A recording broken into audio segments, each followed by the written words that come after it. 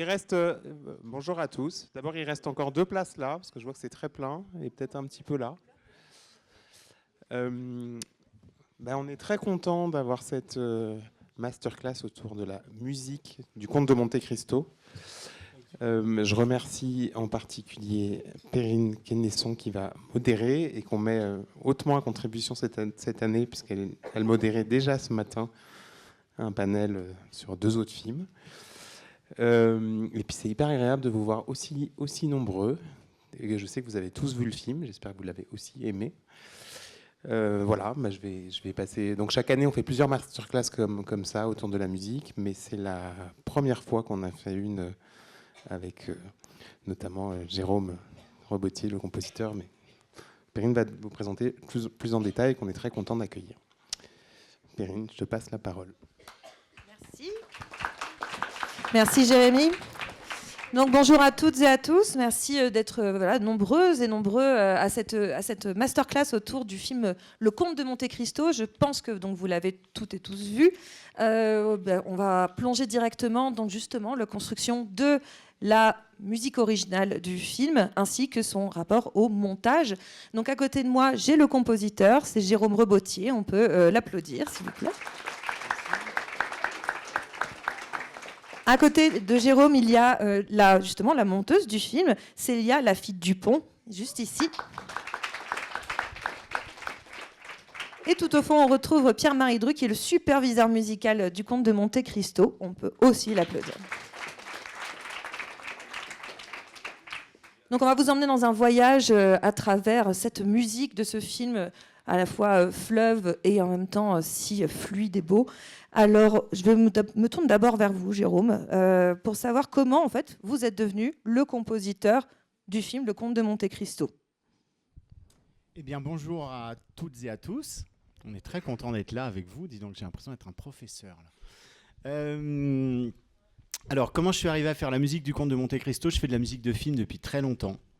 J'ai commencé à 20 ans par faire des musiques de court-métrage. Et puis, j'ai fait un certain nombre de films avec des auteurs comme Emmanuel Mouret, Tony Marshall, que vous ne connaissez peut-être pas ou que certains connaissent, qui sont des réalisatrices et réalisateurs connus dans le milieu. Et j'en suis arrivé à travailler avec Mathieu Delaporte et Alexandre de la Patelière qui faisaient leur premier film en 2006. Donc il y a bien longtemps, un film qui s'appelle La Jungle. Et j'ai travaillé sur tous leurs films, donc ça semblait assez évident que je travaille sur Le Comte de Monte Cristo, bien que le film est quand même très différent des précédents films qu'ils ont faits. On avait travaillé notamment sur Le Prénom, qui n'est pas du tout le même genre de film, mais qui avait déjà été un succès. Et voilà, et donc Comte de Monte Cristo... Justement, comment, comme vous avez l'habitude de travailler ensemble, vous vous connaissez bien avec les réalisateurs, comment vous avez approché ensemble ce film différent de ce qu'ils ont fait auparavant et un film très ample. Donc voilà, quelle était l'approche au niveau de la composition avec les réalisateurs ? Alors l'approche au niveau de la composition, on a évidemment, comme sur les autres films, parlé d'influence, on a parlé de compositeurs qu'ils aimaient bien. Ils m'ont laissé assez libre de travailler sur le scénario pour proposer des choses. En fait, on a parlé de 2 compositeurs. Je ne sais pas si j'aimerais bien savoir d'ailleurs si vous les connaissez. Est-ce que vous connaissez Bernard Herrmann ? Qui connaît Bernard Herrmann ? Ah, là-bas. Voilà. Ah, ben voilà, c'est pour ça. Non, mais en fait, Bernard Herrmann, il faut savoir que c'est le compositeur des films notamment d'Alfred Hitchcock, qui est quand même une référence dans la musique de film, qui a inventé tous les codes de la musique de film moderne, il y a bien longtemps. Et si vous aimez la musique de film, je vous conseille d'aller écouter les musiques de Bernard Herrmann. Voilà. On a parlé aussi d'un compositeur qui s'appelle Johan Johansson, qui est un compositeur plus récent, que nous aimons beaucoup tous, les réalisateurs et moi. Et ça a été un peu nos références. Voilà, on est parti de ça. J'ai écrit de la musique sur le scénario, en fait. Et je ne me souviens plus de la question. Non, c'était comment vous l'avez approché ensemble. Donc, il y a eu de l'écriture sur le scénario. Voilà. Vous avez commencé à composer déjà au scénario, avant que quoi que ce soit tourné. Exactement, parce que ça me permet vraiment d'écrire de la musique en m'imaginant ce que va être le film, qui parfois n'est pas juste du tout, mais au moins ça me donne déjà un vocabulaire et ça me permet de faire ma musique de film, celle que j'imagine. Voilà. Mais donc justement, avant le tournage, il y a eu de la composition, mais il y a déjà eu aussi des enregistrements, des sessions d'enregistrement. Alors oui, ça c'est une autre étape. Donc je travaille sur scénario, je leur fais écouter des choses. On valide des thèmes qui leur plaisent en fait et on se dit on va partir là-dessus et après une fois que le film sera tourné et en train d'être tourné même et qu'on recevra les images, on va voir ce que donnent ces idées de thèmes et ces premiers morceaux faits sur scénario, ce qu'ils donnent sur l'image. Cependant, pour le tournage, on a besoin d'enregistrer des musiques parce que les musiques que je compose, je vais essayer d'être clair, les musiques que je compose vont servir évidemment au montage, mais il y a certaines musiques qui sont chantées ou jouées pendant le film. Donc celles-là, il faut les écrire avant.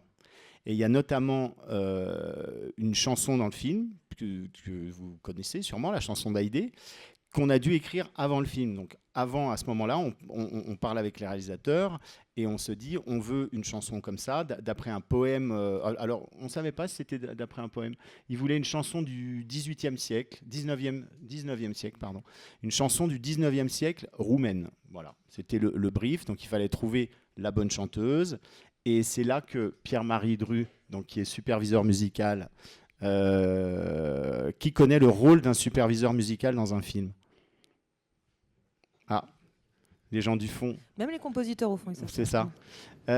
En fait, le superviseur musical est une pièce maîtresse dans la fabrication de la musique du film, puisque c'est lui qui va gérer, qui va faire l'interface. Peut-être tu peux en parler mieux que moi, Pierre-Marie. Hein. Il y a différentes questions, mais là, c'est amusant de parler de la chanson d'Haïdé, parce qu'en fait, effectivement... moi, j'avais déjà travaillé avec Célia, on avait travaillé sur un film ensemble, et c'était la première fois avec Jérôme et les réalisateurs.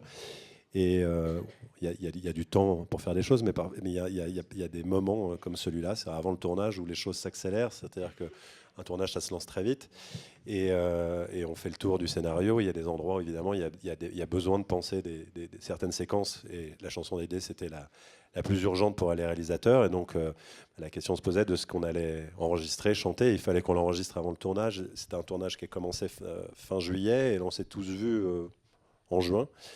Et donc il fallait préparer une chanson pour la comédienne Anna Maria Vortolomei.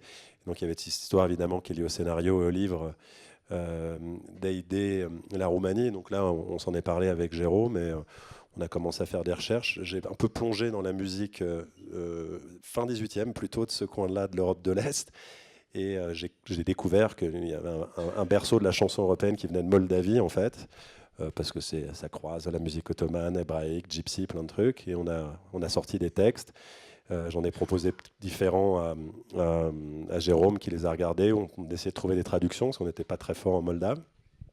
Et il y en a quelques-unes qui lui ont plu. De temps en temps, trouver des partitions, mais c'était peut-être trop triste, souvent, les mélodies qu'on avait pour cette chanson-là. Donc Jérôme a décidé d'écrire une nouvelle mélodie à la guitare.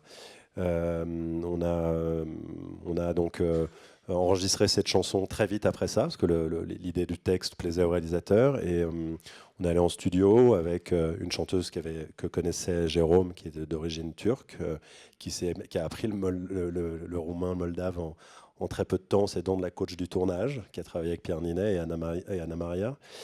Et on l'a enregistré. Anna Maria est venue, ça c'est très intéressant, je trouve, dans la fabrication d'un film. C'est une comédienne, vous savez que elle avait envie de s'imprégner du rôle, et donc elle est venue pendant toute la séance d'enregistrement voir comment on faisait la chanteuse, qui s'appelle Goulay. Et on a enregistré la chanson, qui est évidemment magnifique. Et je vous raconte un peu ce qu'elle raconte, parce que c'est lié au personnage d'Haïdé qu'on découvre à ce moment-là dans le film. Donc je vous fais une ligne du texte. Ah, le Doru, qui veut dire le désir, le regret, s'est emparé de moi, cher ange aux deux regards. Le Doru me fait verser des larmes amères pendant que je tiens mes yeux fixés sur ta route. Ça raconte un peu quelque chose de l'histoire d'Haïdé. Donc il y avait une résonance dans ce texte-là. On s'est dit que c'était bien enregistré. Et après ça, Anna Maria travaillait tout l'été avec une coach pour apprendre à simuler la chanson. Il y a des histoires de playback, de lip-sync. Donc mon travail, c'est de lui trouver une coach, de l'aider à travailler pour qu'elle soit prête pour le tournage, à ce qu'on y croit à la fin. Et puis on a mis des micros un peu particuliers comme sur un tournage pour que ça soit mixable après dans le film. Et après cette étape-là, on est parti sur la musique du film. Donc là, je passe la main le micro à Jérôme et Célia qui ont Oui, travaillé oui, ensemble pendant longtemps. c'était très bien expliqué. Ce qui était assez drôle sur l'histoire de Goulaï et de la chanson, c'est que tu cherchais les textes. Un jour, Pierre-Marie m'appelle, il me dit j'ai trouvé, c'est la Doina. Alors, j'aimais beaucoup ce mot parce que c'est un courant de textes roumains de l'époque. Et moi, de mon côté, je cherchais des chanteuses roumaines et je ne trouvais pas. Et tout à coup, plusieurs personnes me parlent de cette chanteuse turque avec une voix complètement incroyable. Et il se trouve qu'on l'appelle et qu'elle dit non, mais je suis tout à fait d'accord pour apprendre le roumain, c'est pas très loin du turc, et en me faisant coacher en un mois, je vais pouvoir chanter au roumain. Et alors, du coup, on choisit quelques textes. Je les mets en musique et puis je lui envoie des versions de musique qui ressemblent plutôt à des chansons de mariachi, de chansons un peu espagnoles, mexicaines, je sais pas, parce que finalement moi quand j'essaie de chanter des choses comme ça donne ça, donc c'était assez drôle de l'avoir essayé de m'imiter et moi de lui dire mais non, garde ton vocabulaire et chante de manière orientale ce truc-là. Et elle a fait un travail absolument fantastique dessus. Voilà, et il y avait d'autres musiques quand même à faire. Il y avait un chant d'enfant pour l'église qu'il y a au début, quand ils se marient, il y a des enfants qui chantent. Donc c'est pareil, ça, il fallait faire l'adaptation d'un chant provençal qu'il faut résumer pour 2 voix d'enfants. Tout ça, c'est un certain travail en fait, déjà. Voilà. Et après, c'est le tournage. Oui, c'est le tournage, mais notamment le tournage de cette scène d'Aïdé. On pense à celle-là, mais le tournage, vu que c'est une chanson qui a été préenregistrée, comment le tournage, vous n'êtes pas, aucun de vous trois ne sont les réalisateurs, mais au montage, justement, comment on monte une chanson qui a déjà été enregistrée? Il faut que ça corresponde à la... Est-ce que ça a des contraintes, en fait, finalement, de montage, de monter une séquence comme la chanson d'Aïdé? Alors, bonjour. Ah, Oui. j'ai pas l'impression qu'il... Non. Oui, là, oui. Bon. Oui, c'est une contrainte parce que les plans sont faits. Donc, l'actrice n'est pas guitariste ni chanteuse. Donc, il faut qu'on puisse croire au personnage à ce moment-là, tout en restant synchrone. C'est-à-dire qu'on envoie un playback, elle joue sur ce playback, elle essaye de rentrer dans le synchronisme, et parfois il y a des glissements. Donc, ça donne des contraintes de montage pour essayer de la crédibiliser au maximum. Et effectivement, dans le temps de la chanson, alors toute la chanson, elle a été enregistrée, je crois, complètement. Il y avait plusieurs couplets, me semble-t-il. Voilà. Et on se dit, effectivement, sur la contrainte rythmique, on ne mettra pas toute la chanson, donc on sacrifie une partie. Et là, en l'occurrence, cette scène, c'est sous le regard de Albert. Je ne sais pas si vous vous souvenez tous du... Voilà. Donc, il s'agissait de la crédibiliser et en même temps de rendre cet instant particulier, puisque c'est le moment où Albert va flasher sur Haïdé. Voilà. Et avant le tournage aussi, il y a l'enregistrement de certains instruments. Et je pense à des instruments un peu étranges que je ne suis pas sûre que vous ayez déjà vus. Mais je pense que je vais laisser plutôt Jérôme nous parler de ces instruments un peu particuliers qui ont été enregistrés avant le tournage. Oui, alors avant le tournage, une fois donc que j'ai travaillé les trucs sur scénario, on se dit on va préparer les maquettes pour faire écouter les morceaux sur le film. Et je parle avec la production et notamment avec Pierre-Marie à ce sujet-là en lui disant vraiment j'ai l'impression qu'il faut que sur ce film, j'ai l'impression que pour que la musique soit vraiment qualitative, on ne va pas utiliser de synthétiseur, on ne va pas utiliser de sons préexistants. Pour ceux qui font de la musique, vous savez que vous avez des tas de banques de sons, vous pouvez tout faire maintenant avec des banques de sons. Mais nous, on avait besoin d'inventer nos sons. Et donc, en fait, il y a des instruments qui s'appellent des structures de Bachet. Je ne sais pas si quelqu'un connaît les structures de Bachet Voilà, au fond, mais ça, c'est les gens qui composent, ça, j'imagine. On s'est dit que les structures de Bachet sont des instruments qui sont assez atypiques et qui ont des sons métalliques, en fait, principalement métalliques, qui sont très affirmés et qui permettent vraiment de fabriquer des sons avec beaucoup d'harmoniques, beaucoup de caractère, je dirais. Et que c'était pour moi vraiment une plus-value. Donc en fait, la production, et là encore, Pierre-Marie est intervenu et c'était super, parce que c'est pas toujours facile de dire, avant d'avoir fait écouter de la musique, bonjour, je voudrais de l'argent pour aller enregistrer de la musique. Ça, c'est quand même quelque chose qui est assez inhabituel en France chez nous. Et là, Pierre-Marie m'a tout de suite dit, mais évidemment, si jamais on doit faire ça pour que le film soit plus qualitatif, que la musique soit plus qualitative, on y va. Et il a persuadé la production de le faire. Et on s'est donc retrouvé à enregistrer des structures de Bachet, que voilà, qui sont des instruments qui sont presque des œuvres d'art. Si vous avez des salons très très grands, vous pouvez en acheter un, ça coûte assez cher, mais c'est assez beau. Et en fait, là, il y a des espèces de résonateurs dedans, donc on peut passer même des guitares, des trucs, ça fait des sons pas possibles. Et puis il y a là, on voit mon ami Geoffroy Berlioz qui travaille avec moi et qui donc, lui, dans la musique de film, il a été très important puisqu'il a justement, à partir de ces sons qu'on a enregistrés, il a fabriqué tous les sons synthétiques, c'est-à-dire tous les sons qui ne sont pas de l'orchestre. Il a fabriqué tous les sons avec ça. Et vous allez voir, il y a une vidéo après où on entend.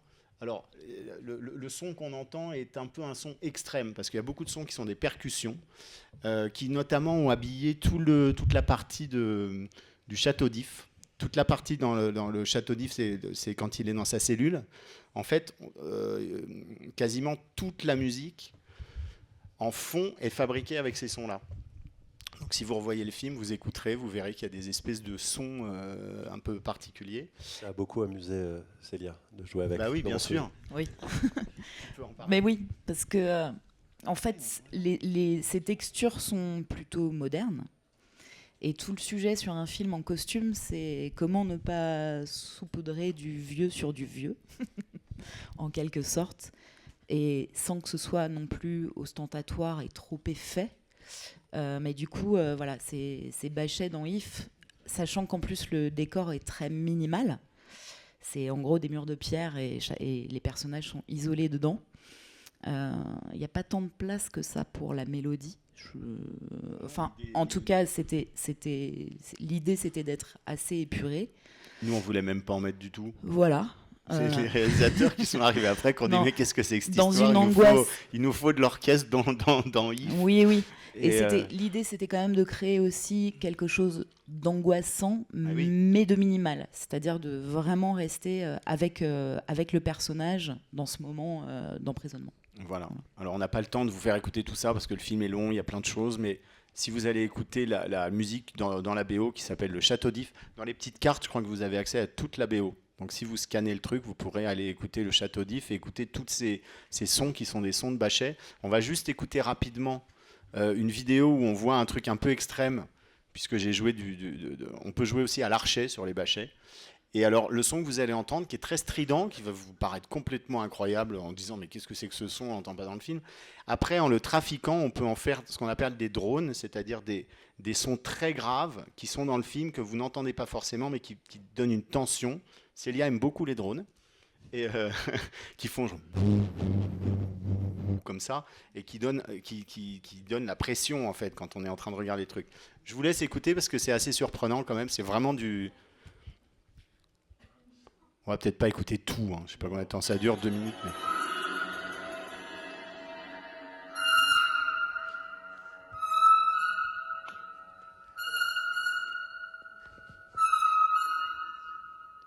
Et alors ça, par contre, c'est le son.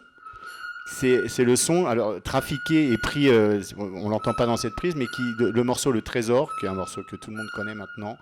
Le début du Trésor, il y a un son qui fait... Et en fait, c'est un son de Bachet avec ce truc-là.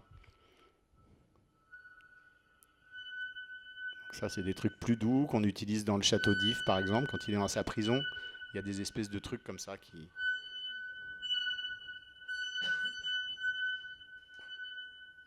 Voilà. C'est français. Et c'est français, c'est les frères Bachet qui ont inventé ça dans les années 50. Ouais, il y a peut-être des trucs avec plus de bruit, mais voilà. Ce qui est très drôle, c'est que c'est une grange et qu'on est allé enregistrer en amenant nos micros et tout. Et voilà.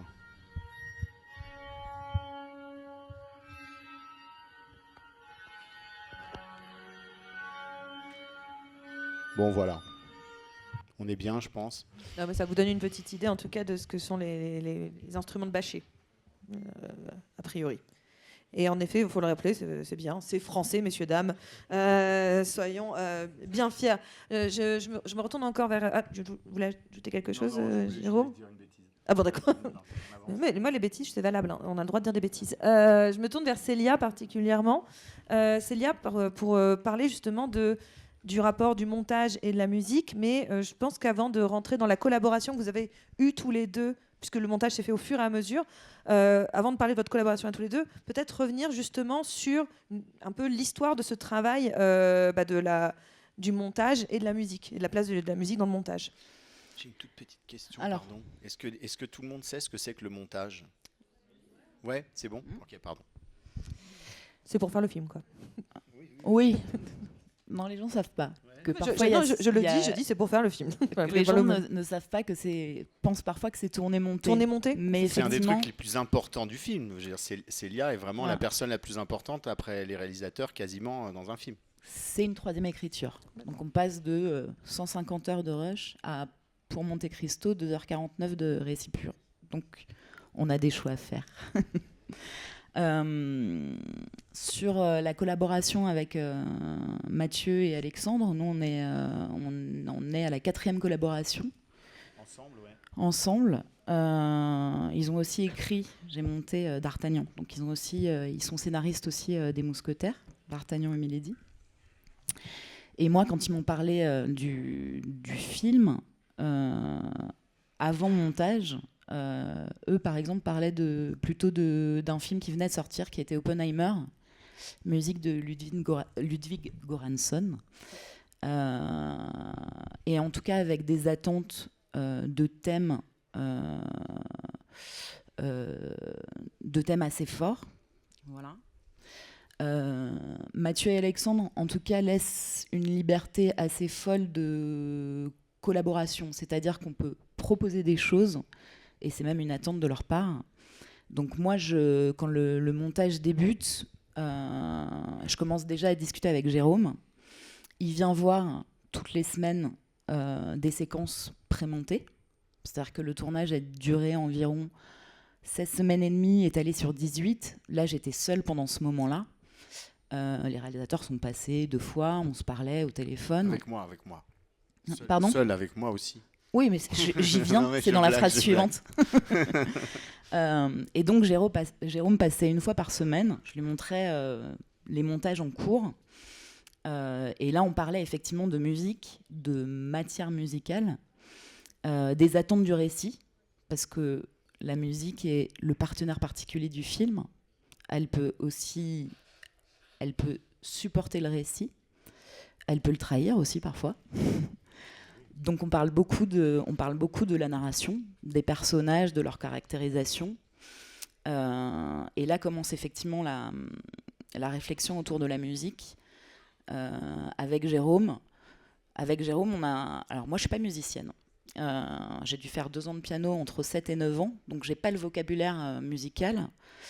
En revanche, je vais parler souvent avec Jérôme plutôt en termes littéraires, de récit, ou en termes d'abstraction. C'est-à-dire que je peux lui dire j'aimerais que cette musique soit dans le passé, qu'elle crée du désir chez tel personnage ou tel autre, qu'il y ait une pointe de nostalgie. Je vais plutôt parler comme ça avec Jérôme. On écoute aussi de la musique ensemble. Et on écoute de la musique parce ensemble. que Célia n'est pas musicienne, un peu pianiste, mais pas musicienne, on va dire. Mais elle a une connaissance et tu es fan de musique. Il y a un truc important que vous avez dit, je trouve, dans le brief initial des 2 réalisateurs, et c'est très peu courant, donc je me permets d'intervenir pour le dire, c'est ce rapport à la mélodie, au thème, au leitmotiv. On est quand même dans un rapport, je pense, mise en scène musique récent où la mélodie fait un peu peur. Et là, il y avait quand même un vrai désir qui est des grands thèmes. Exactement. Je pense que c'était important pour vous deux que ça soit très assumé chez les réalisateurs au début de votre travail. Mais ça, c'est important et c'est très intéressant ce que tu dis parce que effectivement, quand on avait parlé avec les réalisateurs avant le tournage du film, on s'était vraiment dit on va réutiliser les codes qui sont des codes qu'on utilise beaucoup moins maintenant, qui sont des codes d'avoir vraiment des thèmes dans le film. Parce qu'aujourd'hui, tous les films modernes n'ont plus vraiment de mélodie. Il y a ce qu'on appelle de la musique produite, des effets, des tas de choses. Mais on est plus dans de la production que dans de l'écriture vraiment mélodique. Je vais juste rajouter quelque chose que je comprends moi. Mais vas-y. Qui est, en fait, aujourd'hui, la musique répète... Je vais parler en termes justement, comme je pourrais te parler, répète une phrase mais ne continue pas le texte. C'est-à-dire que ça répète une phrase, un motif, et on s'arrête et on doit le retenir. Quand on parle de thèmes et des années 80, ou par exemple Indiana Jones, ou j'ai d'autres exemples, en fait, le phrasé se développe. C'est-à-dire qu'on a un vrai, entre guillemets, un vrai texte. Aujourd'hui, on est moins sur ce genre de choses. Donc, effectivement... Et là, l'idée, c'était quand même de récupérer ces codes-là, mais de pas faire vieux. Donc, sur scénario, on a travaillé un certain nombre de choses. Et puis après, effectivement, quand ils ont tourné, en fait, Oppenheimer est sorti entre-temps. Et il y a quand même ce truc dans Oppenheimer qui est très, très fort en termes de production, puisqu'il utilise de la musique classique, mais il la joue d'une manière moderne, de manière incroyable. Et c'est vrai que ça a été un bon brief de manière d'aborder justement ces thématiques un petit peu anciennes. On va justement le voir sur 2 exemples après. Voilà. Mais tu as sûrement encore 2-3 trucs à dire ou... Moi j'ai une question, oui, sur le fait que... coucou, mais j'ai une question parce qu'en fait on comprend qu'il y a eu de l'écriture de musique sur scénario, mais aussi en fait la musique s'est aussi construite au fur et à mesure du montage qui se faisait en parallèle du tournage. Et ça c'est pas classique finalement, parce qu'on a plutôt tendance à penser que la musique elle est faite après, bien après. Donc le fait que ce soit en parallèle, ça c'est plus Ouais, c'est étonnant ou ça l'est pas? C'est plus étonnant aujourd'hui. C'est justement un truc. Je suis vieille. Ouais. Non, mais avant on faisait ça. Avant, on écrivait la musique après, ou alors avant sur scénario, parce que dans les années 60, par exemple, toutes les grandes musiques d'Ennio Morricone, par exemple, avec Sergio Leone, tout ça, il écrivait les thèmes avant, une fois que tout. Et puis ça marchait dans le film, il réécrivait quelques trucs. Après, aujourd'hui, on a quand même des moyens de... Mais tu l'expliqueras mieux que moi, je te laisse parler. En fait, à l'époque, on montait en traditionnel sur des tables de montage traditionnelles où il n'y avait que 3 pistes audio. Donc la musique est quelque chose qui n'appartenait pas vraiment au montage. On commençait à en parler, mais il n'y avait d'abord qu'une seule copie du film, qui était la copie en pellicule, et c'était la seule trace du montage. Donc on ne pouvait pas donner, comme aujourd'hui on donne un fichier aux musiciens, on envoie un QuickTime, tout simplement. Et le compositeur peut commencer à travailler dessus. Dans les années 80, la VHS arrive. Donc, j'ai entendu une monteuse plus âgée qui m'a formée, qui me disait, mais en fait, on filmait même le petit dépoli. C'était un tout petit écran. Hein, c'était un écran à peu près comme ça. Et on filmait en VHS pour pouvoir enfin donner une copie pendant le montage aux musiciens. Aujourd'hui, c'est très simple. Au montage, on a récupéré aussi beaucoup de pistes audio. Maintenant, on en a autant qu'on veut. Donc la musique est quelque chose qui est finalement arrivé au montage. Les compositeurs collaborent en amont quand c'est possible et c'est souhaitable. C'est-à-dire qu'aujourd'hui, il y a ce qu'on appelle le principe de la ref, qui est de la musique préexistante d'autres films qu'on peut utiliser au montage pour donner l'idée. Mais c'est toutefois beaucoup mieux parce qu'on peut aussi s'y habituer. Et c'est pas forcément la musique qu'on aura à la fin. C'est toujours mieux d'avoir une collaboration très tôt, parce qu'on discute effectivement outre de mélodie, de matière qui correspond à l'image, qui correspond aux acteurs qu'on voit à l'écran, et la musique est le vrai partenaire particulier du montage aujourd'hui, et on y a vraiment à faire, alors que je pense que c'était plus une chasse gardée, mais de fait, puisque techniquement, en fait, les compositeurs voyaient le film en projection ou sur scénario. Quasiment que des démos au piano, parce que de toute façon, exactement. on n'enregistrait qu'à la fin. D'ailleurs, il y a un documentaire très intéressant qui s'appelle Ennio, où on voit, sur Ennio Morricone, qui vient dans la salle de montage, qui parle avec les réalisateurs, et qui sifflote le thème de beaucoup de films qu'on connaît, mais il n'y a que ce moyen-là de rentrer la musique sur l'image. C'est très bien, moi je vais faire comme ça en fait maintenant, parce que c'est beaucoup plus simple. Et non, d'ailleurs, il y a un documentaire sur Michel Legrand qui vient de sortir, dans lequel on voit qu'il a investi dans une machine justement pour pouvoir lire les bandes avec le film, et c'est révolutionnaire, c'est-à-dire qu'il a le film chez lui, mais c'est une machine qui coûte une fortune, et il peut visionner le truc, et pour lui c'est hyper nouveau en fait, c'est assez génial, parce que pour la première fois il peut travailler directement sur l'image. Bon voilà, on pourra en parler des heures, on fera une autre conférence là-dessus un jour. Non, mais c'est intéressant de savoir aussi comment on fait. Et ces musiques sur lesquelles vous pouvez travailler en même temps que le montage, c'est des maquettes, c'est pas des musiques définitives à ce moment-là. L'enregistrement définitif, il a lieu après. Alors, ça, c'est intéressant. Parce que justement, on travaille, je fais des maquettes avec des samples d'ordinateur et des choses que je joue moi-même, mais sachant que ça va être rejoué après. Et là, notamment sur le thème de Mercedes, le thème d'amour principal du film, j'arrive avec ma maquette au montage, les réalisateurs sont là, Célia est là, je leur fais écouter, puis ils me regardent et puis ils me disent on ressent aucune émotion. Et alors moi qui suis sûr de mon truc, je me dis mais ma mélodie elle est dingue, vous pouvez pas me dire ça, c'est pas possible, tout ça, bon, c'est assez drôle. Et puis et je dis mais dans ce cas-là, ce qu'on fait, c'est que la semaine prochaine, on va aller enregistrer des vrais musiciens qui vont jouer le truc. Et vous allez voir si jamais il n'y a pas d'émotion. Et là, on en reparle si jamais il n'y a pas d'émotion. Je suis d'accord, je changerai mon morceau, mais pour le moment, j'ai pas envie de le changer.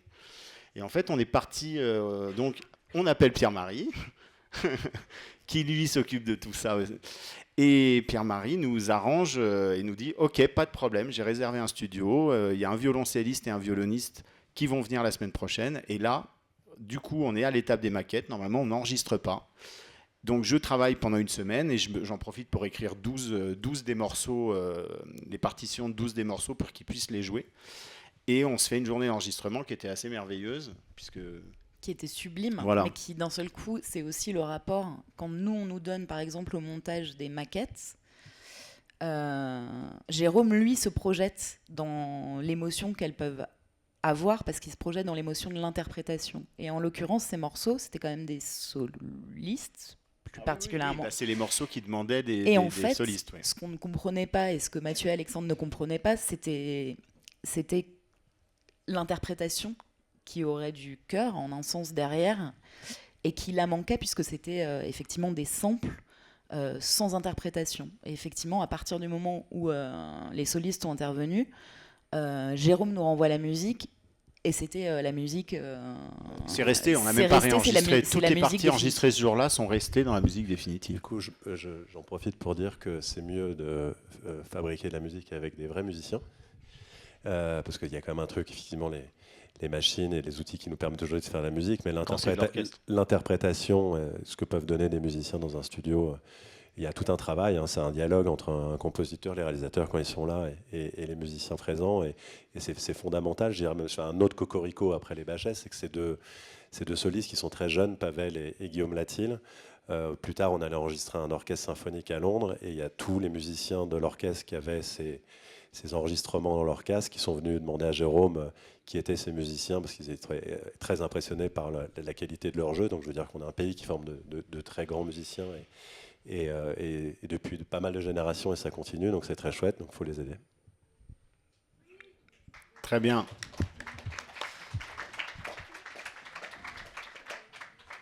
Une autre table ronde. Une autre table ronde sur les musiciens. Mais là, la photo qu'on voit, c'est l'enregistrement à Londres. Oui. Alors là, c'est l'enregistrement à Londres parce qu'on cherchait pour ce film un son. Moi, j'ai toujours enregistré en France parce que je trouve ça important de travailler ici, de faire travailler des musiciens français. Là, il se trouvait qu'on cherchait une production vraiment très à l'américaine et on savait qu'à Londres, il y a l'orchestre qui enregistre toutes les musiques de films américaines. On est allé à Air Studio, qui est une grande chapelle, qui est un studio qui a été monté par le producteur des Beatles à l'époque, qui était le studio de ses rêves, et qui est un peu la référence. Hans Zimmer, pour ceux qui connaissent, enregistre tout là-bas, tout ça.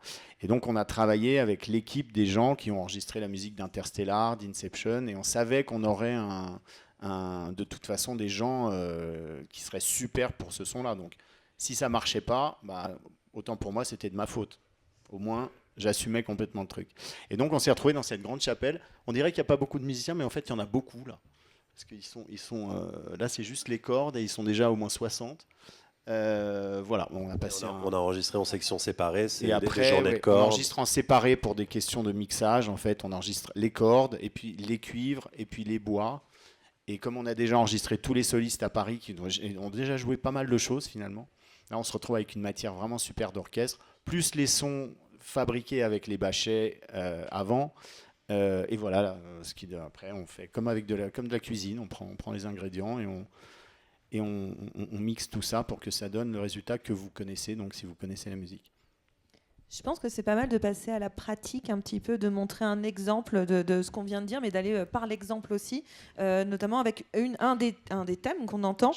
Et donc c'est Pierre-Marie qui va chanter, je crois. Ouais, c'est ça, on va chanter à plusieurs voix parce qu'on n'a pas d'instrument. Donc Pierre-Marie, tu peux commencer ou la basse? Bou, bou, bou, bou, bou. Mi bémol. Non, on va aller sur le La thème partition. de Edmond et Mercedes. On va prendre un exemple de tout ce qu'on vient de raconter. On va prendre un exemple de tout ce qui est raconté. Alors justement, sur scénario, il y a un truc assez intéressant, c'est qu'on discute avec les réalisateurs qui veulent absolument que je fasse des morceaux au piano pour se rendre compte de ce que vont donner les mélodies.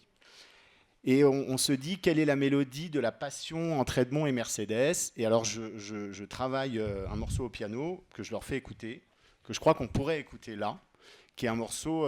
je ne dis rien de plus, on va l'écouter.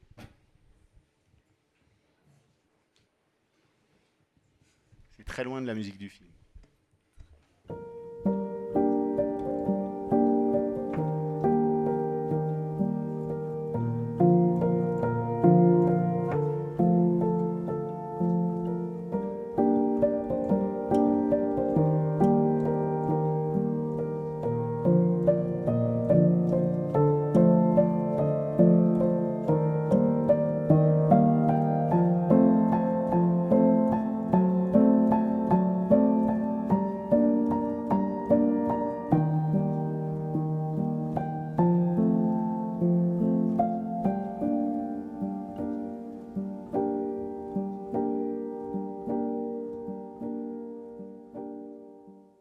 Voilà, donc c'est très simplement exprimé une mélodie en fait qui est un peu développée. Donc par rapport à ce que disait Célia tout à l'heure, c'est pas un truc moderne du tout puisque c'est une mélodie qui se développe. Donc ça fait très vieille musique.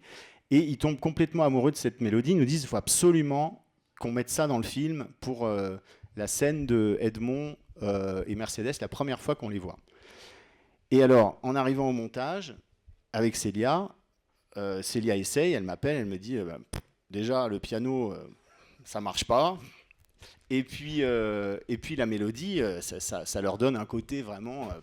Et puis je viens voir et puis je dis effectivement. Non, je te dis même, pardon Jérôme, c'est mièvre. Merci, mais c'est la vérité. C'est la vérité. Et je lui dis, mais c'est aussi les dialogues qu'on a entre nous au récit. Je lui dis, mais en fait, on a l'impression d'un amour juvénile, alors que l'histoire est déjà consommée quand on les voit ensemble. Ils s'embrassent dans l'écurie. Et donc, sauf que tu fais écouter le truc à Dimitri Rassam qui dit j'aime bien. Voilà, c'est ça. On se retrouve en quelque sorte voilà, bloqué. Le producteur du film. Le producteur du film. On se retrouve en quelque sorte bloqué par Mathieu, Alex, le producteur. On se dit, nous, on ne peut pas faire un truc qui sonne Impossible. ancien comme ça, c'est impossible. Donc là, à partir de ce moment-là... Attendez, on a la version de cette séquence avec le piano? Justement, on a une version entre deux. Célia commence à proposer un truc en disant il faut vraiment qu'il y ait quelque chose d'un peu mystérieux dans tout ça.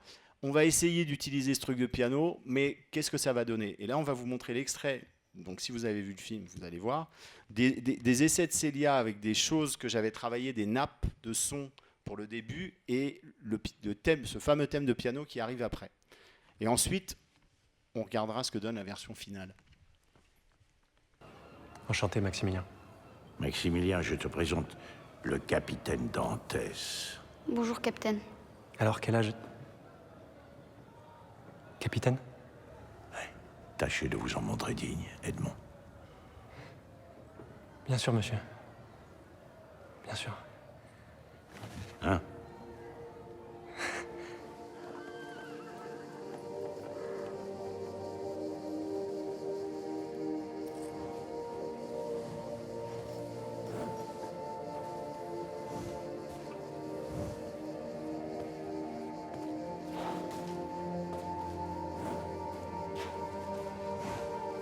C'est bien.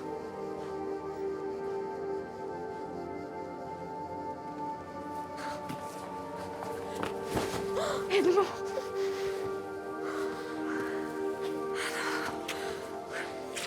Moi, j'arrive pas à croire que tu sois là. Je dois te dire quelque chose. Que tu m'aimes. Oui, ça. Mais... Non, il n'y a pas de mais. Attends. Mais recommence.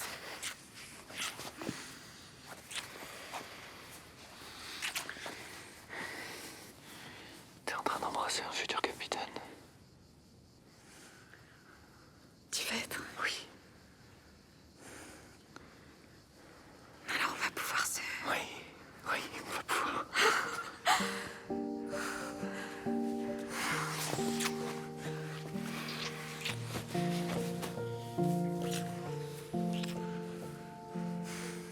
Tu m'as manqué. Tu m'as manqué, tu m'as manqué, tu m'as manqué.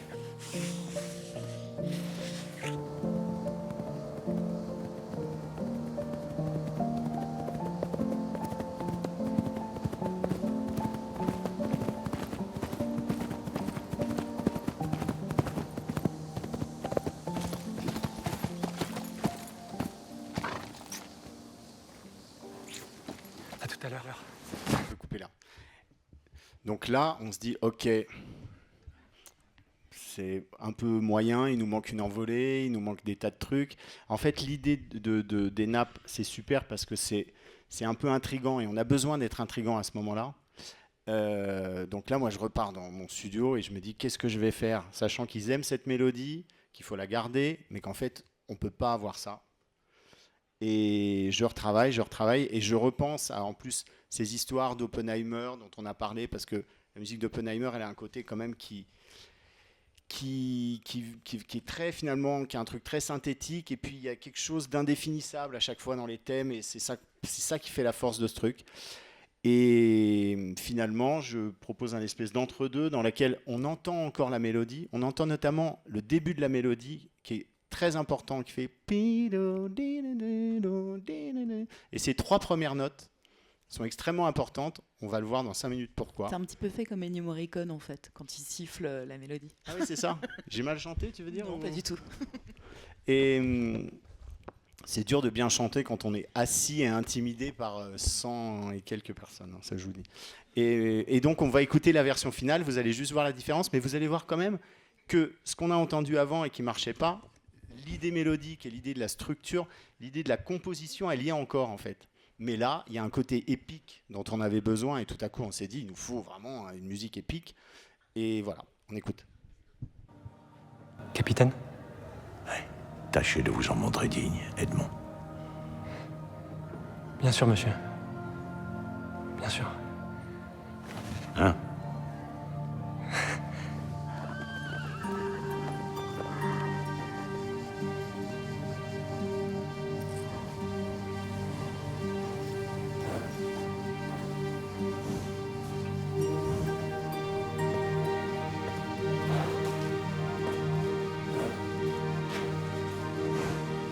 C'est bien.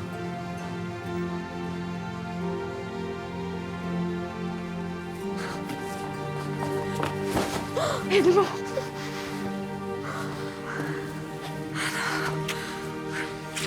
Moi, j'arrive pas à croire que tu sois là. Je dois te dire quelque chose. Que tu m'aimes. Oui, ça. Mais. Non, y a pas de mais. Attends. Mais. Tu recommences.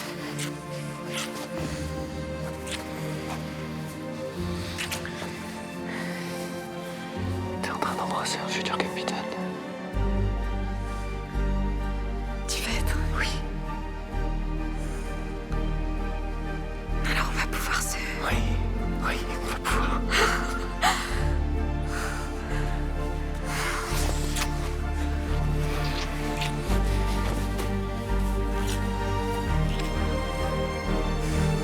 Tu m'as manqué. Tu m'as manqué, tu m'as manqué, tu m'as manqué.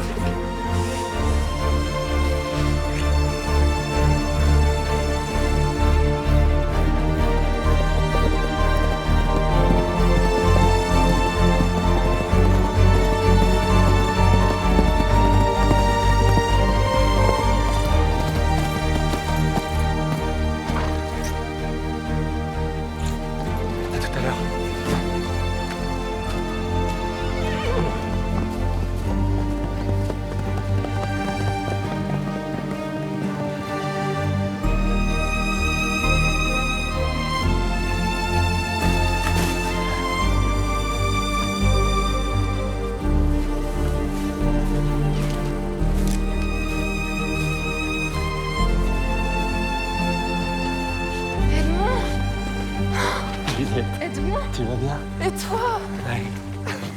Ça va? C'est Edmond, le fils de Louis? Bonjour, monsieur. Bonjour. Oui, papa, il faut que je le voie. À la maison. À plus tard. Sinon, on regarde tout le film. Et voilà. Donc, je sais pas si vous vous rendez compte qu'en fait, c'est le même morceau, mais vraiment retravaillé par rapport à ce dont on a besoin. Et en fait, c'est vraiment là où c'est important de travailler avant sur scénario, parce que quand on est dans l'urgence, on a du mal à avoir un vrai récit mélodique et à travailler des mélodies. On travaille plus des impressions. Et là, en fait, ça permet vraiment d'avoir gardé cette idée de mélodie, cette idée de force de récit, en adaptant le truc à l'image. Voilà. Avec un orchestre. Est-ce que se Avec rajoute... Avec un orchestre, ça amène quelque chose. Ah oui, c'est un orchestre. Est-ce que se rajoute aussi, c'est-à-dire Jérôme par rapport aux images et les discussions qu'on peut avoir sur le récit, il met quelque chose, en fait on le voit même dans le plan profil large où Dantès passe sous les arbres, il rajoute en fait quelque chose qui est de l'ordre de la nostalgie et quand même pointe l'idée déjà que en fait cette histoire, il y a un nuage au-dessus et qu'elle est presque déjà dans le passé alors qu'on est au début du film. Et ça, je trouve que ça, en fait, ça rend ce moment beaucoup plus complexe que juste dire bon bah voilà, ces deux personnes s'aiment tendrement et voilà. Et donc on passe au. Oui, je disais juste que c'était très émouvant là en voyant la séquence. Je crois que je suis fatiguée. Non, et donc, c'est pas vrai, mais tu as dit un truc hyper intéressant parce que. Non, j'ai pas de cœur. Perrine regarde le truc et elle dit c'est quand même beaucoup plus émouvant. Et voilà. Et bon voilà. Et on voit que heureusement parce que sinon. J'ai un bon vocabulaire musical. Je dis juste c'est émouvant. Donc peut-être avant de pouvoir laisser des questions et de vous laisser l'opportunité de poser des questions, revenir un peu sur le thème du trésor.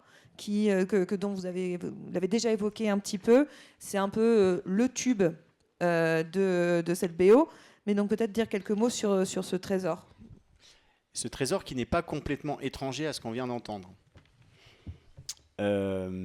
Parce qu'en fait, le trésor, au moment où on arrive à ce moment-là, il a été en prison, il va aller chercher ce trésor un peu parce qu'il ne lui reste plus rien. Il vient de sortir de prison, il apprend qu'en fait sa femme est partie avec son meilleur ami, son père est mort, il est tout seul, il sait qu'il a peut-être cette chance de trouver le trésor. Est-ce qu'il y croit, est-ce qu'il y croit pas, on ne sait plus vraiment. Mais en tout cas, dans sa tête, il est complètement perdu. Et pour la musique, on avait besoin de quelque chose de très épique, mais j'avais besoin quand même de raccrocher ce morceau du trésor à cette morceau de passion qu'on vient d'entendre, en me disant finalement qu'est-ce qui lui est arrivé quand il était en prison, quand il avait tout perdu. Il n'a cessé de ressasser ce morceau d'amour avec Mercedes, et en fait au moment où il est devenu fou, il a fait une espèce d'obsession sur le début de cette mélodie, et en fait je me dis que la mélodie de Mercedes au début commence par pi do di do di do di, et en fait qu'est-ce qu'on fait à ce moment-là quand on devient obsédant? On fait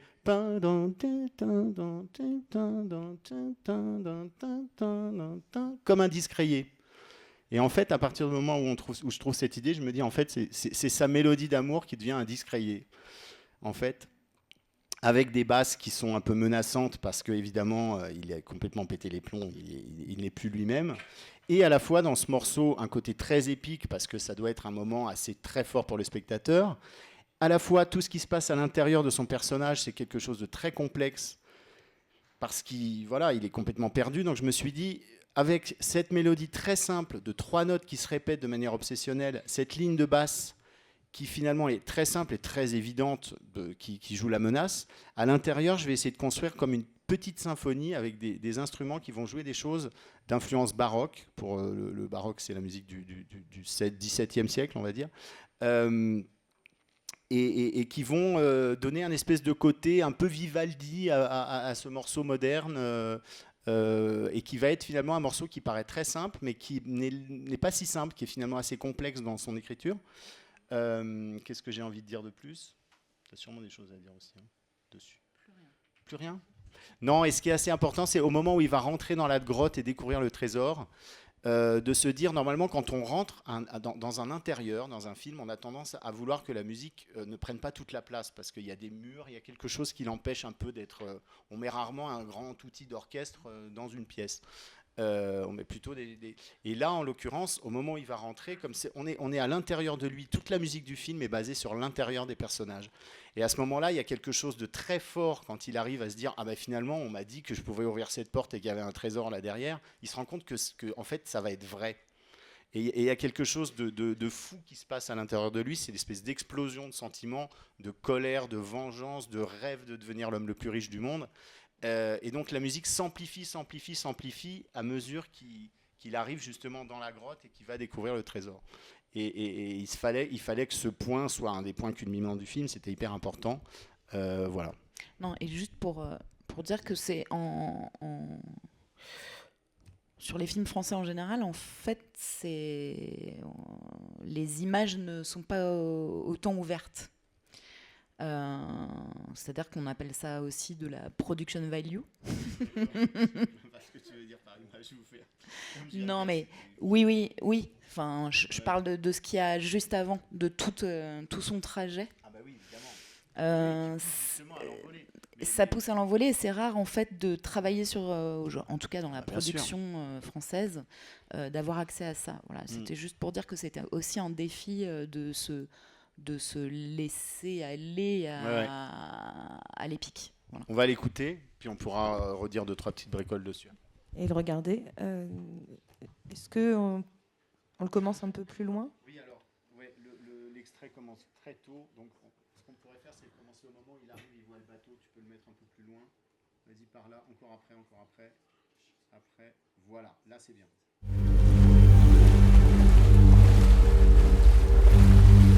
On va entendre le son de Bachet.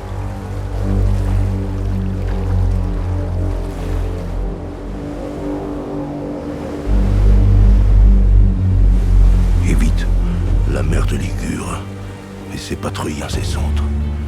Mets le cap sur la Sardaigne. Tu pourras faire escale à Santa Teresa di Gallura. L'île de Monte Cristo se trouve à l'ouest de l'archipelago toscano. Là, il y a le côté épique, de grandeur.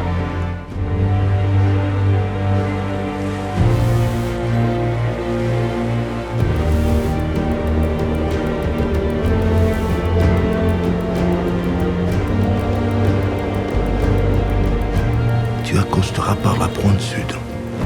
Je sais que tu seras bouleversé par son austère beauté. Côté de violon baroque, Je dont je parlais t'envie tout à l'heure. de la découvrir pour la première fois. Voilà. C'est là. Le caveau de l'illustre famille Spade. Le reste, Edmond, c'est ton histoire. Celle d'un homme qui a le monde dans le creux de sa main.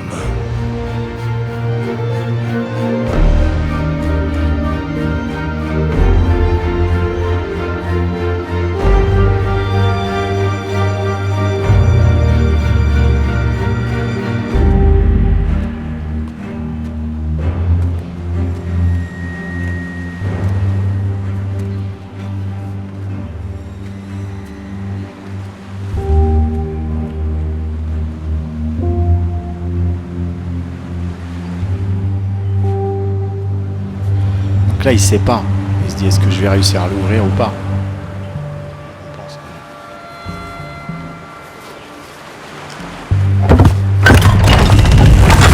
Mais là, ça marche. Ben, moi, j'ai peur avec lui.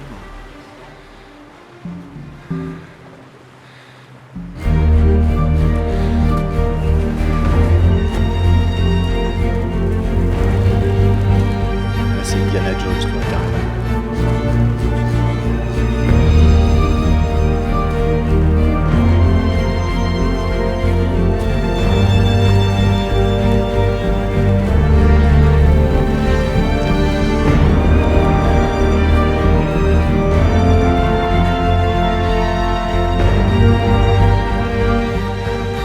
Là, c'est la mélodie de sa passion, la force de ses sentiments qui sort dans les violons.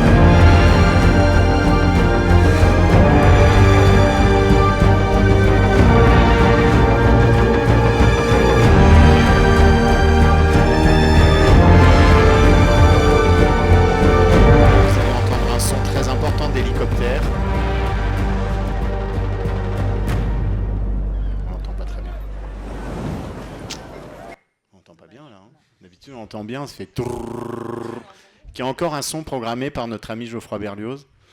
Voilà.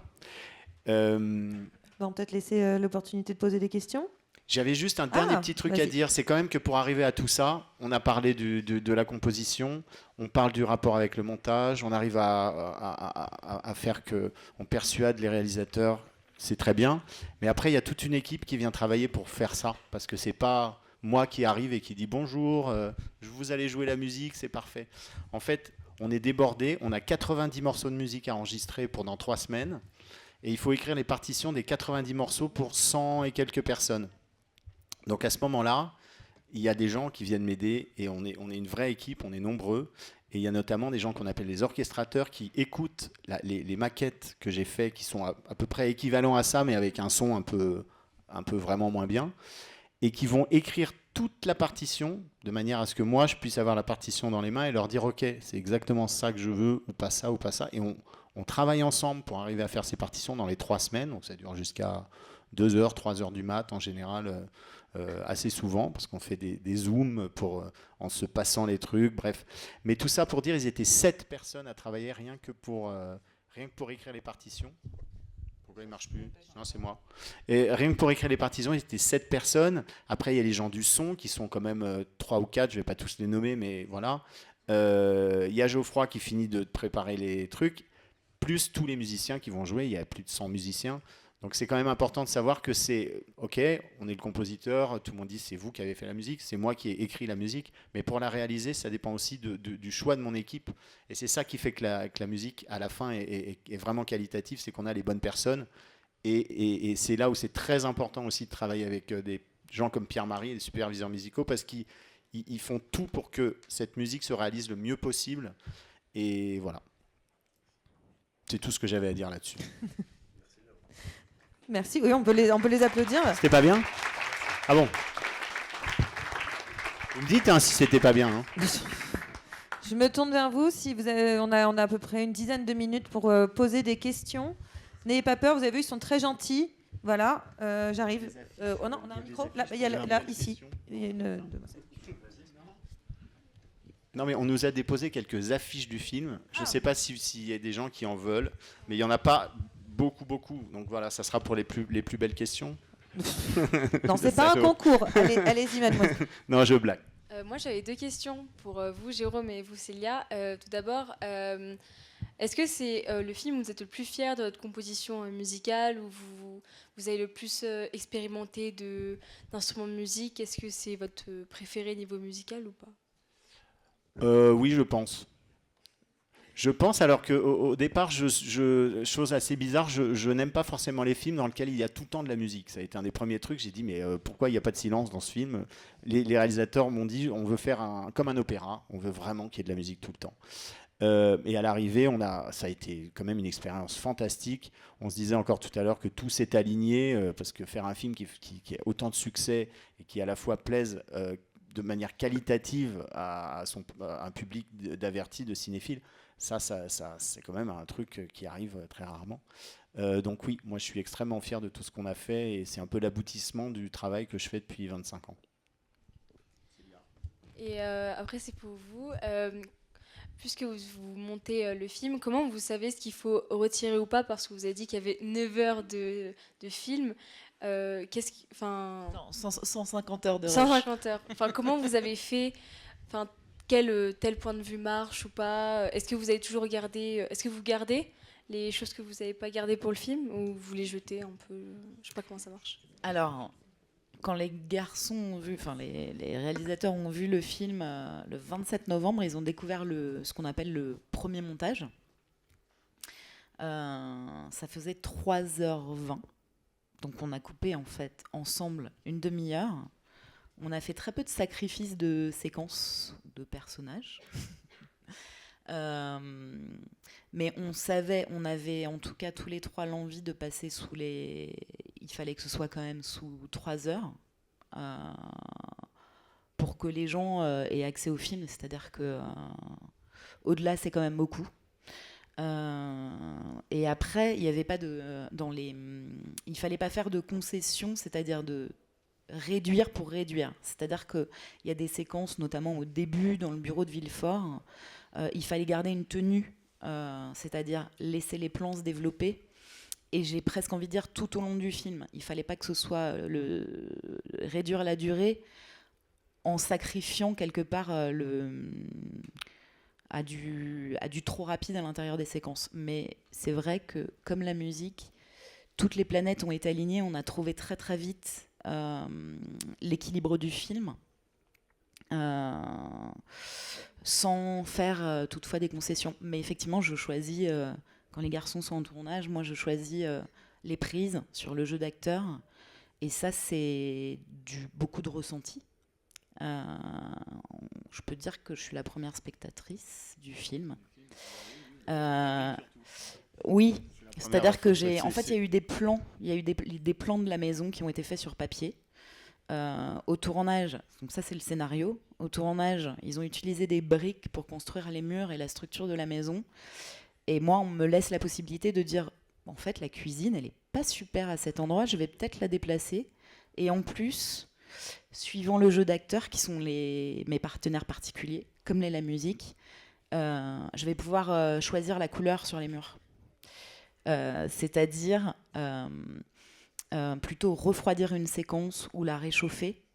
Et en fait, c'est vraiment un langage d'impression avec les corps, avec les regards d'acteurs, de jeu, de choisir ce qui est au mieux pour que ça se ressente, ou en tout cas, moi, d'abord, je vais ressentir quelque chose pour essayer que tout le monde le ressente. Voilà. C'est une projection. Il y a quelques réorganisations. Toutefois, il était bien écrit.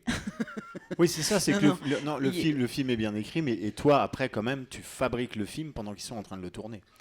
On choisit au montage la grammaire à l'intérieur des séquences. C'est-à-dire qu'on peut se dire, je vais mettre le verbe avant le sujet, je vais mettre une virgule là, 3 petits points. Ça, c'est le rythme. Peut-être je vais couper une réplique parce que le regard de l'acteur en fait a tout dit et cette réplique n'a plus besoin d'exister. Et après, quand les réalisateurs arrivent au montage, on continue le jeu de ping-pong. C'est-à-dire que d'un seul coup, on est 3 à devoir ressentir et à s'aligner et à être OK sur le film se donne le mieux possible pour tout le monde. Voilà. En fait, on vous a donné les mots et vous faites la syntaxe. Vous construisez la phrase. Oui, en quelque sorte. J'avais choisi la maison, je trouvais ça un petit peu plus... bien. Non, mais là, ce qui est intéressant, c'est que le film Célia a fait un tel travail sur le film que quand les réalisateurs sont arrivés juste à la fin de leur tournage, ils voient leur film qui fait 3h20 certes, mais ils se disent en fait, on enlève les 20 minutes et le film est là. Ils n'ont pas du tout. Ça peut arriver parfois que les réalisateurs arrivent et disent mais non, c'est pas du tout ça que je veux, alors on va recommencer, on va mettre lui ici, là machin, et puis là ça recommence. Alors là c'est vraiment sur un film comme ça, de faire ça, ça peut être vite très très compliqué. Et là en l'occurrence, en 10 jours plus tard, le film à 3 virgules près était là. Oui, c'est aussi sur un film qui a quand même un budget conséquent, mais surtout un temps de tournage très long. Le travail pour moi est aussi peut aller plus loin dans cette période où le film est en tournage. Bien sûr. C'est-à-dire que c'est des films, on les suit pas à pas. J'ai commencé le montage le 2e jour de tournage. Mais ce qui est important de savoir pour ceux qui peut-être veulent faire du cinéma et tout ça, c'est qu'au moment où on fabrique ce truc et où ils sont en tournage, on a quand même une énorme pression sur les épaules, et surtout toi, Célia, c'est de se dire, on est en train de tout fabriquer, on passe des semaines, mais est-ce que ce qu'on fait va leur plaire ? Parce que si ça plaît pas, alors là, c'est un des trucs, c'est d'arriver à garder son sang-froid, être sûr de soi, avoir suffisamment de confiance dans ce qu'on fait, en se disant, on est sûr que ce qu'on fait, c'est bien. Parce que ça, c'est important, parce qu'on pourrait poser des questions et aller dans toutes les directions possibles. On n'a pas de patron vraiment au-dessus de nous, et il faut se débrouiller, quoi. Très belle phrase je crois que c'est Alexandre en interview pour je sais plus quelle radio, qui parle à un moment donné dans le cinéma. Il dit mais j'ai des amis qui bossent dans l'industrie traditionnelle et ils sont hallucinés de voir quel pari on prend dans le cinéma. Et il dit en fait on est une industrie du prototype, c'est-à-dire qu'on commence à travailler sur quelque chose, mais en fait on ne sait pas du tout si ça va marcher, si ça va plaire, si finalement l'histoire va s'emboîter correctement. J'aime bien cette idée de prototype Bien sûr, bien sûr. aussi. Voilà, oui. Est-ce qu'il y aurait une deuxième question peut-être? Oui, par là.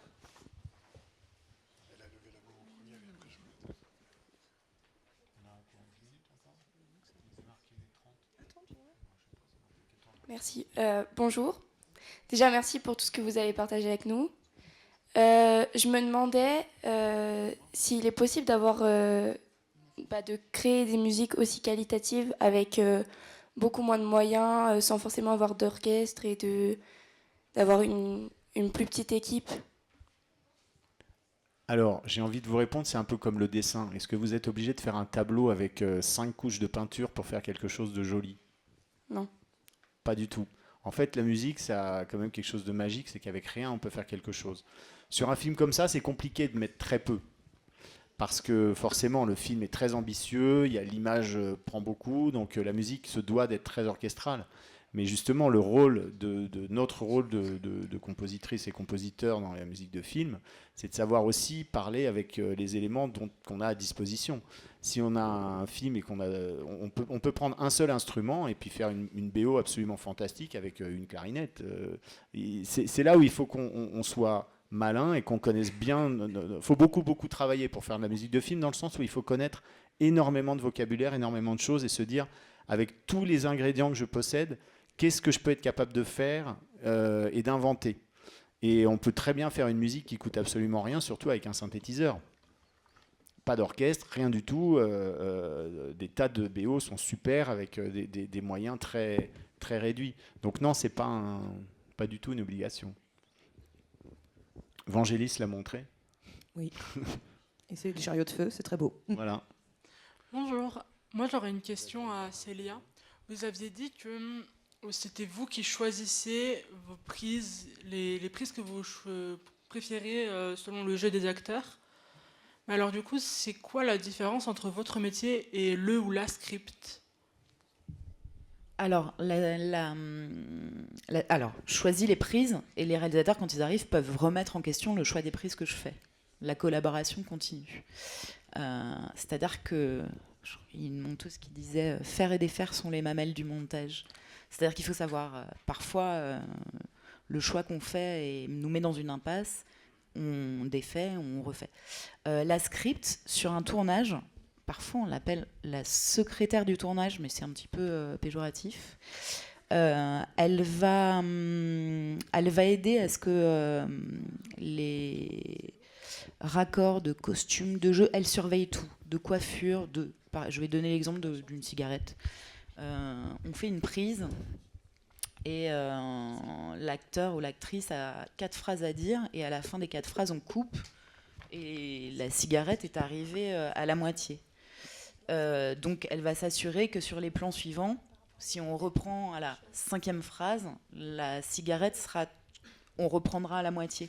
Elle va surveiller tout ce qui est continuité visuelle en fait, c'est-à-dire que rien ne choque dans la continuité sur le tournage. Costume, coiffure, c'est la personne qui s'occupe de tout et qui va aussi être une interlocutrice du réalisateur pour parfois les découpes, ce qu'on appelle les raccords regards. Alors là, c'est un petit peu précis, mais assurer une continuité visuelle sans que personne ne s'en rende compte, en quelque sorte. Ça t'arrange bien d'avoir des bons scripts quand même, toi.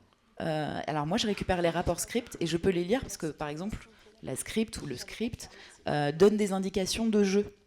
J'ai ce qu'on appelle les prises cerclées, c'est-à-dire que ça me donne une indication sur ce qu'a préféré pendant le tournage le réalisateur ou la réalisatrice, que je peux moi-même remettre en question.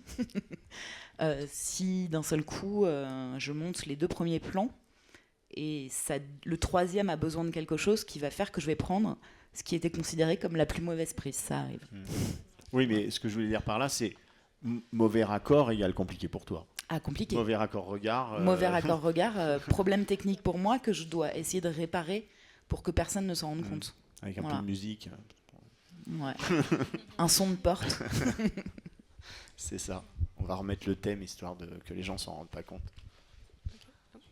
Il y avait quelqu'un qui a le micro? Oui. Oui.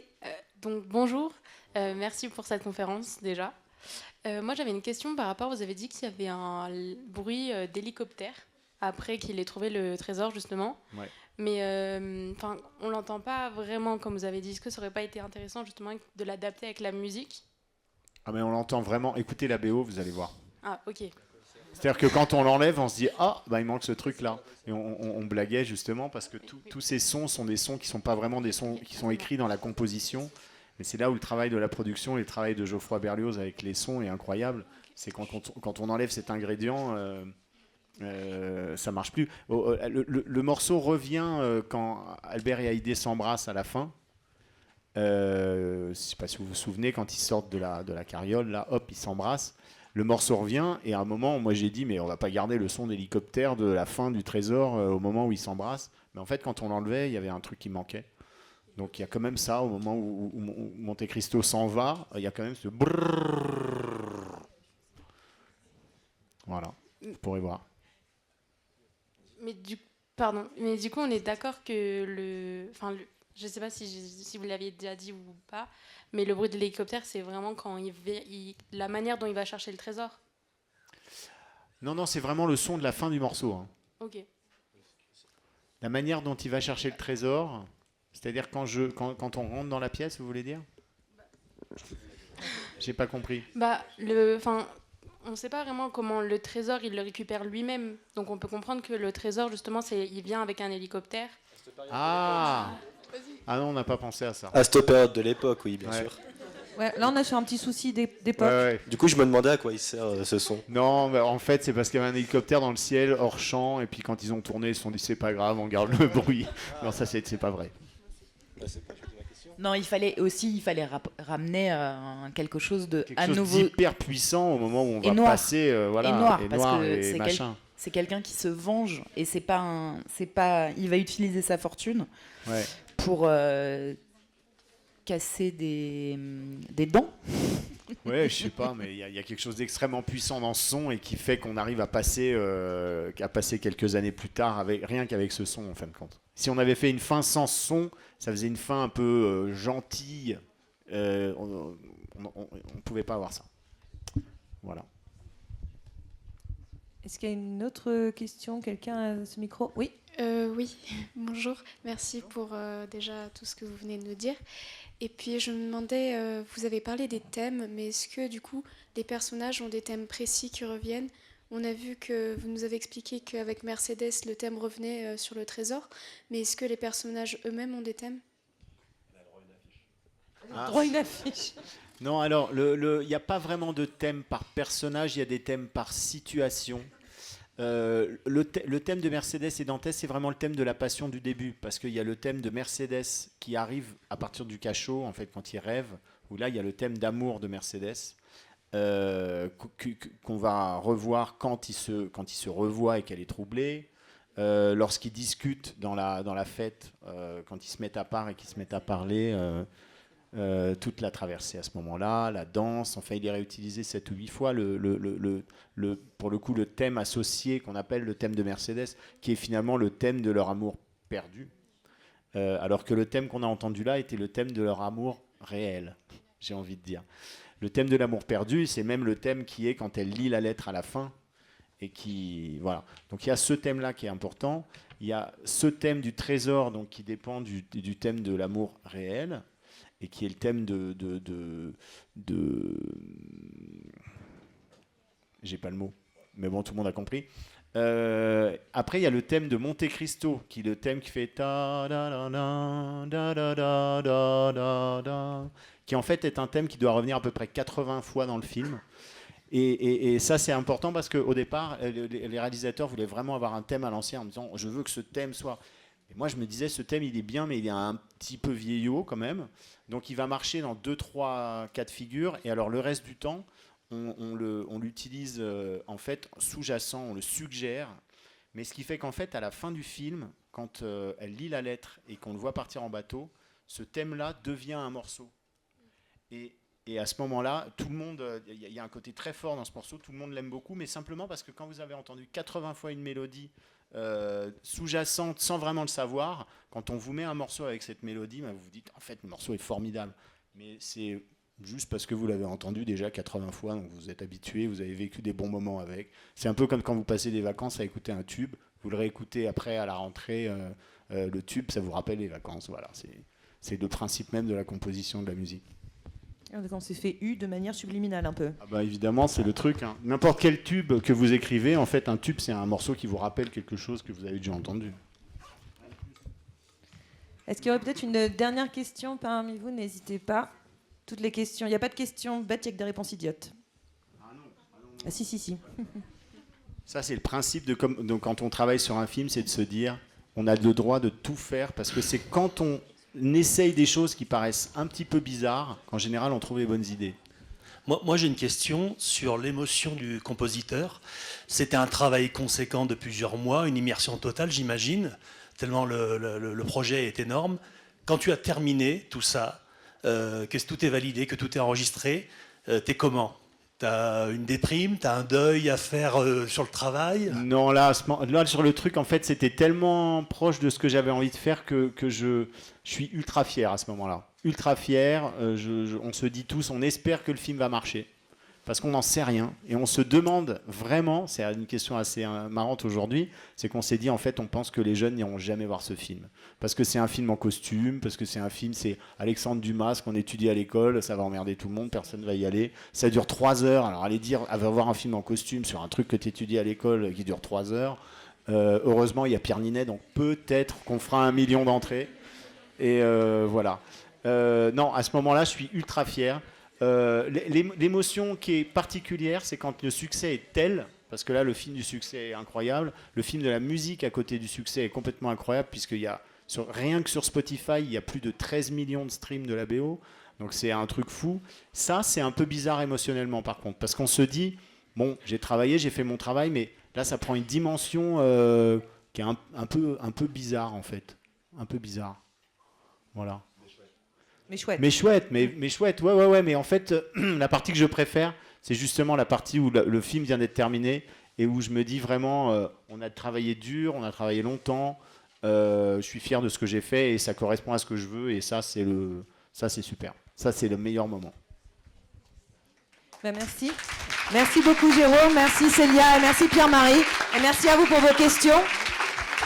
Il y a donc quelques posters à récupérer si certaines personnes veulent repartir avec un Monte Cristo chez eux.